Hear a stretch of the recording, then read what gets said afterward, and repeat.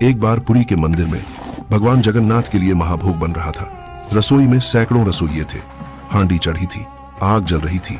तभी कुछ ऐसा हुआ जिसकी किसी ने कल्पना नहीं की थी।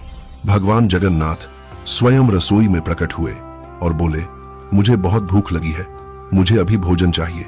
रसोइये घबरा गए। महाभोग बनने में अभी समय था, किसी की हिम्मत नहीं हो रही थी कुछ कहने की। तभी भगवान बोले, जब तक भोजन तैयार होता है मैं पास के गांव में अपने भक्त माधव के घर भोजन कराता हूं। यह कहकर भगवान वहां से चले गए। गांव में माधव नाम का एक गरीब किसान रहता था। उसके घर न सोना था न चांदी, बस एक मिट्टी की हांडी और उसमें साधारण खिचड़ी। उसी समय एक साधु उसके दरवाजे पर आए। साधु बोले, बेटा बहुत भूख लगी है, क्या कुछ खाने को मिलेगा? माधव ने बिना सोचे अपनी खिचड़ी उतारी और पूरी श्रद्धा से साधु को परोस दी। साधु ने प्रेम से खिचड़ी खाई, फिर मुस्कुराकर बोले, माधव तुम्हारा यह भोजन मेरे महाभोग से भी अधिक प्रिय है। यह कहकर साधु अंतर्धान हो गए।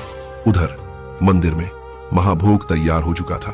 पुजारी भगवान को भोग चढ़ाने पहुंचे, लेकिन जो उन्होंने देखा वह अविश्वसनीय था। भगवान जगन्नाथ की मूर्ति के होठों पर खिचड़ी के दाग थे।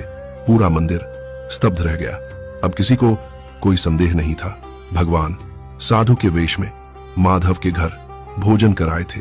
उस दिन सबको समझ आ गया, भगवान सोने चांदी का नहीं, प्रेम का भूखे होते हैं। सच्चे भाव से बना साधारण भोजन भी महाभोग बन जाता है। आज भी भगवान जगन्नाथ की वही मूर्ति है, वही श्रद्धा, वही आस्था। अगर आप मानते हैं कि भगवान भोग नहीं भाव देखते हैं तो कमेंट में जय जगन्नाथ जरूर लिखें।